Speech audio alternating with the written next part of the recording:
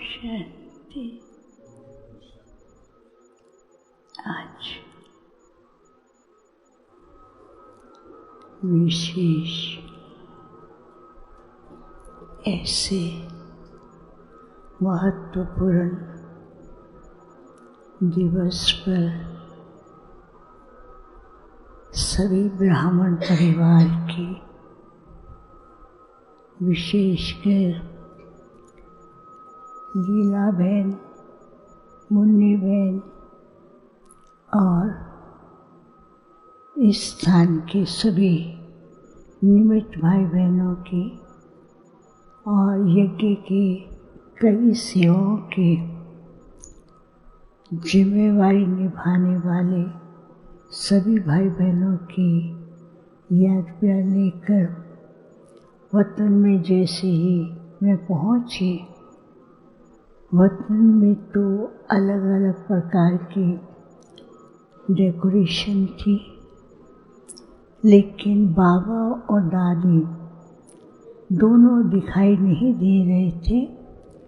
कुछ सेकंड के बाद मैं देखती हूँ कि ऊपर एक बहुत सुंदर पुष्पक विमान घूम रहा है और वो पुष्पक विमान इतना सुंदर सजा हुआ था, उससे चारों तरफ लाइट भी निकल रही थी और विशेष करके उसमें से गोल्डन लाइट की किरणें चारों तरफ फैल रही थी और चारों तरफ वातावरण जो है बहुत सुंदर दिखाई दे रहा था। और धीरे धीरे वो पुष्पक विमान नीचे की ओर उतरता है तो बीच में क्या देखती हूँ, एक सुंदर सी स्टेज बनी हुई है, उस पे बाबा और दादी बैठे हैं और जैसे वो उतरते हैं बाबा ने उनको देख करके सिर पे हाथ रखा और बाबा ने उनको गले लगाया। तो वो दृश्य इतना सुंदर लग रहा था कि दादी बाबा में समा गई है और बाबा ने उनको अपने दिल में बसा लिया है। फिर बाबा ने क्या किया कि वहाँ पर एक बहुत सुंदर स्टेज सजी हुई थी।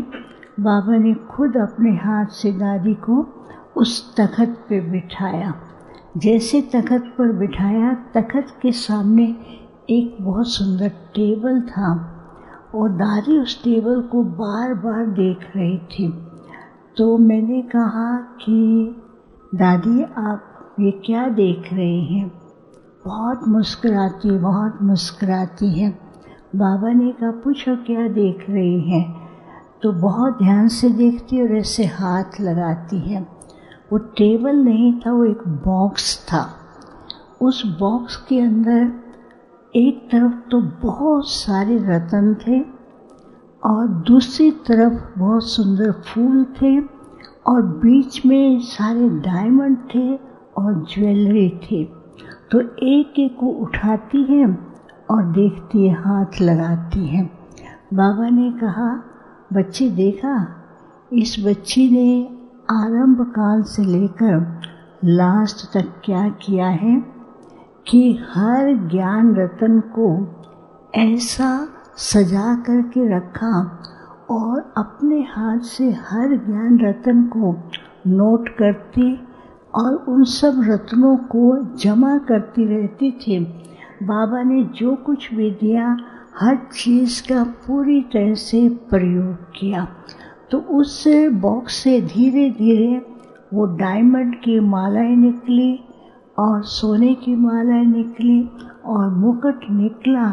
तो बाबा ने अपने हाथ से उनको मुकुट भी पहनाया और वो मालाएं भी पहनाई और बहुत सुंदर जैसे सजा हुआ रूप दिखाई दे रहा था। तो बाबा ने कहा देखो, इस बच्ची ने शुरू से लेकर के ज्ञान रत्नों के द्वारा अपने आप को भरपूर किया और सबको ज्ञान रत्नों से भी भरपूर किया और बाबा के नज़दीक लेकर के आए। तो मैंने कहा दादी आप तो बाबा के पास चली गई और सभी आपको याद कर रहे हैं। और कहती याद कर रहे हैं? मैंने कहा याद कर रहे हैं। तो बाबा की तरफ देखती हैं, बाबा को कहती है ये सब क्यों याद कर रहे हैं, ये तो आपके साथ हैं। तो बाबा ने कहा अच्छा याद तो करेंगे ना, क्योंकि इतनी पालना की है, इतना सबको भरपूर किया है।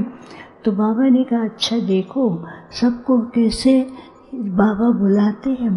तो बाबा ने ऐसे दोनों बाहें की और कहा आओ मेरे बच्चे, और सब के सब वहाँ पर पहुँच गए।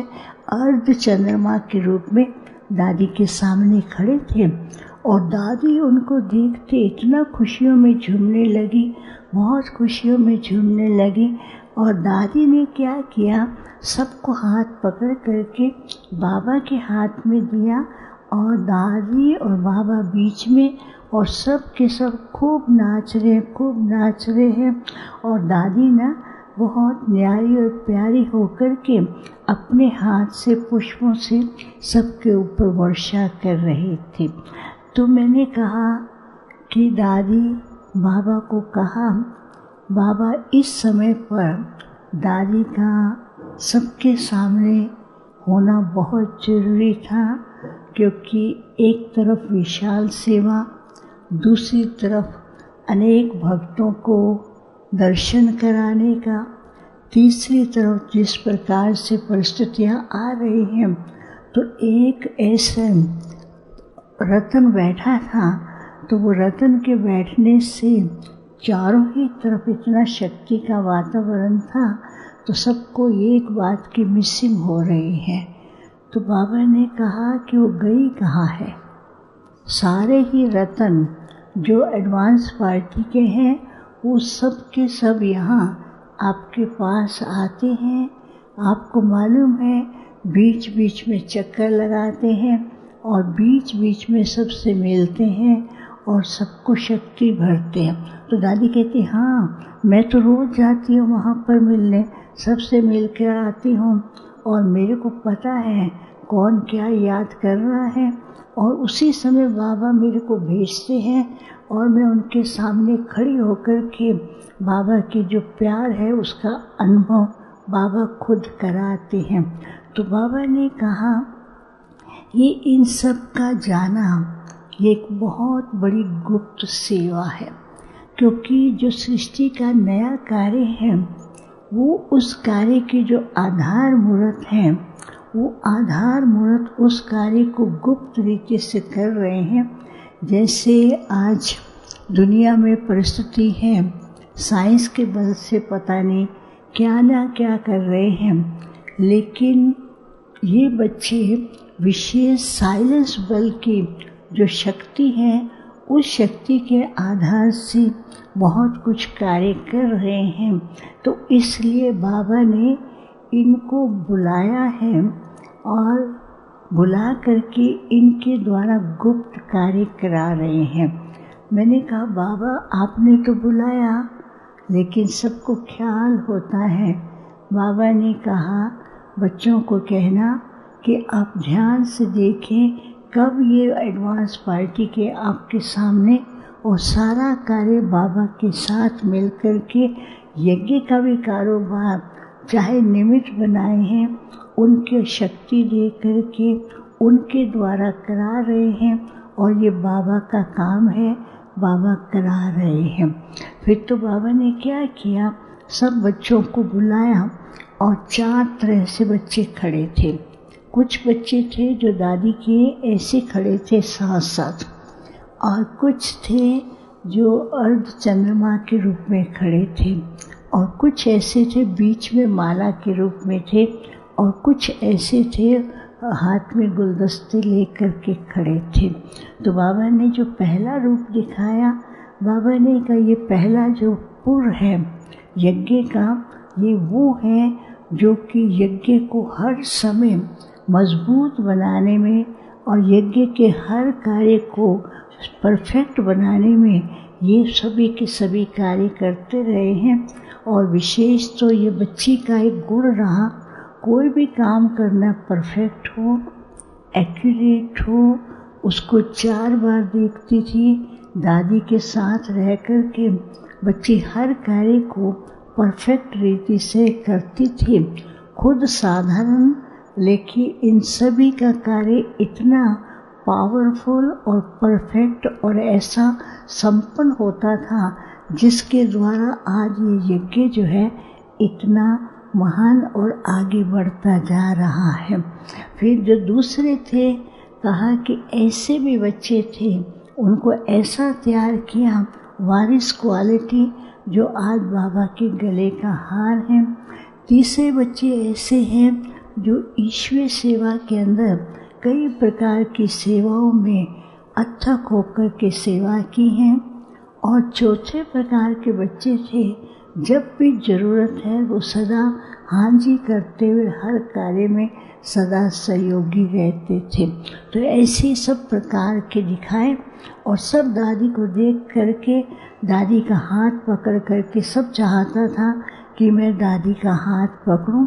सब हाथ पकड़ करके दादी भी उनको बहुत खुशी में नचा रहे थे, बहुत खुशी में नचा रहे थे। कुछ सेकंड के बाद वो दृश्य पूरा हुआ।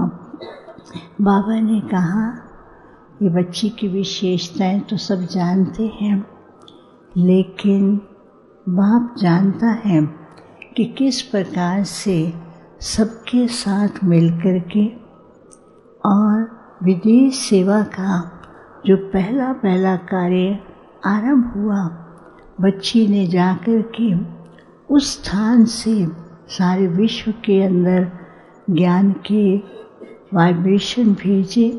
तो आज सुबह से अमृत वेले से वापस बच्ची को लेकर सारे विश्व का चक्कर लगाया। और जैसे चक्कर लगाया तो बाबा ने उनको भिन्न भिन्न गार्डन दिखाए। तो हर गार्डन में अलग अलग प्रकार के फूल थे। तो हर जगह उसने एक एक फूल लिया और फूलों को उठा करके गुलदस्ता बना करके बाबा को दिया। तो बाबा ने कहा बच्ची ये गुलदस्ता मेरा नहीं है, ये जो बीज डाले हैं उसका गुलदस्ता है। तो बाबा ने उस गुलदस्ते की माला बना करके दादी के गले में डाल दिया। और उस फूलों की माला से फूल नहीं थे, लेकिन वो डायमंड दिखाई दे रहे थे। और उस डायमंड से दादी की विशेषताएं लिखी हुई आ रही थी। और वो विशेषताएं बार बार लाइट से घूमती जा रही थी। फिर मैंने दादी को कहा, बाबा को कहा, आज तो सबने बहुत प्यार से भोग बना करके भेजा है। तो जैसे ही वो भोग का थाली रखी थी, दादी ने खुद खोली। दादी कहती है बाबा को मैं खिलाऊंगी। फिर कहती नहीं, एडवांस पार्टी वाले सब आए। बाबा ने एडवांस पार्टी को इमर्ज किया। फिर कहती नहीं, यहाँ पर जो हमारे सेवा साथी हैं उन सबको भी इमर्ज किया। लीला बहन, मुन्नी बहन और इस कॉटेज के जो भी थे और जो साथी थे सबको इमर्ज किया।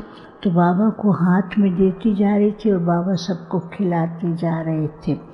और जैसे ही लीला बहन सामने आई तो उस समय दादी ने क्या किया, तो 2 गुलदस्ते उठाए हाथ में और उनके सिर पे रखा,